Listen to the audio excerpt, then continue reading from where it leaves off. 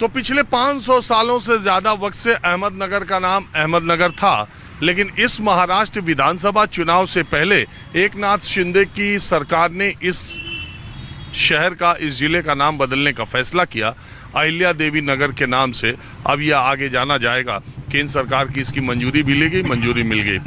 चुनाव से पहले ये फैसला हुआ। मैं अहमदनगर में कुछ लोगों के साथ बातचीत की शुरुआत करता हूँ। मैंने किला आपको दिखाया, अब शहर और थोड़ा कुछ और इलाकों पे जहाँ बिल्कुल आम लोग बैठे हुए हैं मैं चर्चा की शुरुआत करता हूँ। आपका नाम क्या है? अब्दुल मजीद, शेख अब्दुल मजीद। शेख अब्दुल मजीद साहब, एक बात बताइए, यहाँ अहमदनगर में मुस्लिम पॉपुलेशन शहर में कितनी है? 60,000।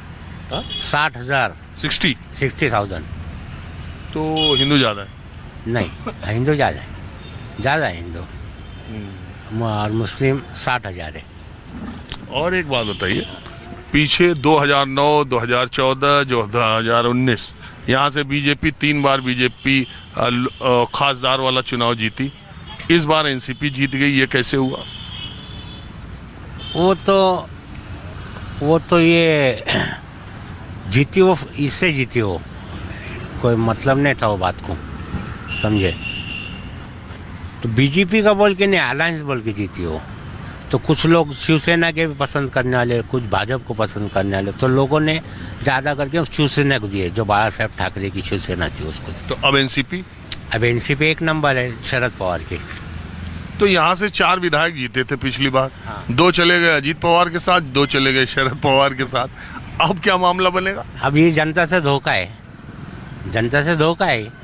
हमने दिए थे एक को, वो लोग ने वो सपोर्टिंग किया दूसरों को, ये जनता से धोखा दिया ना। तो उद्धव ने भी तो धोखा दिया, बीजेपी के साथ लड़े और चले गए, उनके साथ सरकार बना। नहीं, बीजेपी ने उसको धोखा दिया, वो कहाँ गया? उसका तो पक्ष अभी भी है। बीजेपी ने साथ अलायंस किया, बाद में उसने धोखा दिया उनको। अच्छा, आप उद्धव ठाकरे को कैसा नेता मानते हैं? अच्छा नेता ना मानते। वो जब हिंदुत्व की बात करते हैं फिर वैसा कुछ नहीं, माहौल चेंज हो गया। अब नहीं ऐसा कोई मामला, ऐसा कोई भी मामला नहीं है। हिंदुत्व का मामला वो पहले बाला साहब का मामला, क्यों उस वक्त भी उनके पास शाबिर शेख थे, हमारे बड़े बड़े बाला साहब के साथ तो बहुत मुस्लिम लीडर थे ना। तो वो बोलते भी थे कि यहाँ का जो स्थानिक है, उस स्थानिक के मुसलमान के बारे में हमारा कोई बोलना नहीं, लेकिन जो पाकिस्तान की चर्चा करता है उसके हम विरोध करते। तो हमारा उस टाइम पे भी बाला साहब को सपोर्ट था। अनिल राठौड़ हमारे यहाँ से 25 टाइम चुन कर गए हुए, तो हमारा भी उसको पूरा सपोर्ट था। हम जब भी उसके यहाँ काम ले जाते थे तो ये बताता था वो कि मेरा राजकारण एक अलग चीज़ है और समाज मेरा एक अलग चीज़ है। तो हमारा काम पहले करता था, हमारा मदरसे का काम किया उसने, और जब भी हम कोई भी मसला लेके गया तो सब काम को रोक के हमारा काम करता था। तो उस वक्त वो कोई जात का इसका उसका कोई मसला नहीं था। अच्छा, अब मुझे आप बताइए, ये एकनाथ शिंदे की सरकार का मामला, ये महायुति और अघाड़ी जो अभी लड़ाई हो रही है, इसमें आपको क्या लगता है? इस टाइम उद्धव ठाकरे की जो सरकार है वो चुन कर आएंगे। किस वजह से? वो सॉफ्ट है, वो अच्छा आदमी है, तो इसलिए हम उसको देंगे। जैसे बाला साहब है, बाला साहब का लड़का है, इसलिए हम उसको देंगे वोट। और ये शिंदे साहब ने ये जो लाड़की बहना सुन रहे हैं, सबको पैसा महिलाओं को मिल रहा है आपके घर भी आया होगा? आया ना, पैसा तो सब तरफ आया हो। तो सरकार का पैसा? हाँ, वो तो पैसा उसका है, जनता का पैसा है। गरीब आदमी भी एक माचिस की काड़ी भी लेता तो 10 पैसा टैक्स देता है, तो पैसा दिया तो कोई एहसान नहीं है, वो तो जनता का ही पैसा है। महंगाई बढ़ा दी, बोलो। क्या बोल रहे वो तो जनता का पैसा है ना। अरे तो एक ना, बहुत बड़ी बात है थोड़ी हो। एकनाथ शिंदे एक जगह रैली में 2-3 जगह कह चुके कि देखो हमारा देना बैंक है और अघाड़ी वालों का लेना बैंक है, तो हम देता है, देखो दे रहा है लाड़की बहना योजना, ये योजना, वो योजना। वो तो तेल के दाम भी बहुत बढ़ा दिए ना उन्होंने। 2400 रुपये चले गए। वो तो फायदे में है ना, वो तो उल्टा हो। तो आपको क्या लगता है अघाड़ी और युति में, अच्छा किसी को मेजॉरिटी मिलेगी कि सब ढुलमुल? नहीं, ये तीनों को मेजॉरिटी मिलेगी ना, कांग्रेस, राष्ट्रवादी और उद्धव ठाकरे। अच्छा, मुसलमानों में अगर मैं पूछूं तो झुकाव किधर ज्यादा है? ज़्यादा करके शरद पवार की तरफ है। इन तीनों पार्टियों में, कांग्रेस, शरद पवार और शिवसेना उद्धव ठाकरे में, तीनों में तीनों को झुकाव है। और इधर तो ज़्यादा करके शरद पवार की तरफ है ना। क्यों?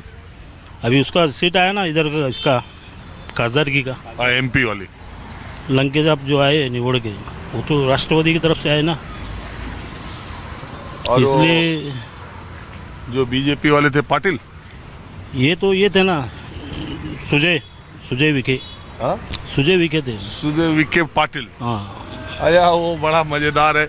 जब लोकसभा का यहाँ चुनाव हो रहा था तो BJP के नेता हर रैली में कहते थे कि जो लंके, क्या नाम है, नीलेश लंके, हाँ, नीलेश लंके जो NCP से लड़ रहे थे चुनाव, तो BJP के जो विखे पाटिल यहाँ से चुनाव लड़ रहे थे, तो वो हर जगह कहते थे कि अंग्रेजी अगर एक शब्द बोल दे या एक लाइन बोल दे तो मैं बता दूं ये कुछ नहीं इनको आता जाता है। और जब वो लंके जीते NCP से यहाँ से लोकसभा का चुनाव, तो उन्होंने यहाँ कोई जवाब नहीं दिया। संसद में जाकर उन्होंने मराठी में नहीं, ज़्यादातर लोकसभा सांसद आप देखते होंगे महाराष्ट्र के मराठी में शपथ लेते हैं, लेकिन यहाँ अहमदनगर के जो सांसद थे वो वहाँ लंके जब गए लोकसभा में तो उन्होंने अंग्रेजी में शपथ लिया। और बहुत बड़ा दिग्गज नेता गिराया उन्होंने, नीलेश लंके ने। वो बड़े नेता 200 करोड़ रुपए खर्चा करके नहीं आया निवड़ के, ये तो BJP बिगर पैसे- हाँ, ये तो बिगर पैसे का निवड़ के आया है। वो पिछली बार भी जीते थे। हाँ, तो पैसा खर्चा करके भी निवड़ के नहीं आया हूँ। एक बात है, महाराष्ट्र में पैसा खूब खर्च हो। बहुत पैसा डाला उसने, 200 करोड़ रुपया डाला रहेगा कम से कम, फिर भी नहीं आया निवड़ के। अभी ये तो हम नहीं जानते, बिना पैसा के तो कोई चुनाव नहीं लड़ सकता। अब बिना पैसे, लोगों को आदत हो गई ना पैसे की, इन लोगों ने आदत कर दी है पैसे की लोगों को। पैसे के बगैर वोटिंग बाहर नहीं निकलेगा। अभी ऐसी पोजीशन है फिलहाल में। चलिए ठीक है, हम तो आम लोग जहाँ बैठे रहते हैं वहाँ लोगों से मैं चर्चा करता हूँ। आज अहमदनगर आ गया मैं, तो आप लोग यहाँ बैठे थे। देखते हम लोग तुमको टीवी पे देखते रहते हैं हमेशा। हाँ, हाँ बिल्कुल, डिबेट सुनते हैं ना आपके हम। सही बता। हाँ बिल्कुल, बिहार का देखते हैं, उत्तर प्रदेश देखते हैं।